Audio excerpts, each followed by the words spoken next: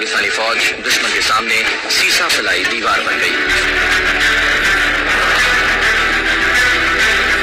जब किसी मुल्क पर जंग मुसल्लत कर दी जाए तो उसके पास दो ही रास्ते होते हैं, एक ये कि वो लड़े और दूसरा ये कि दुश्मन के आगे झुक जाए। 1965 की जंग भी डू और डाई जैसी सूरत हाल की अक्कासी करती है। 6 सितंबर 1965 जब भारत ने अपनी हदें अबूर की और रात की स्याही में पाकिस्तान पर हमला किया,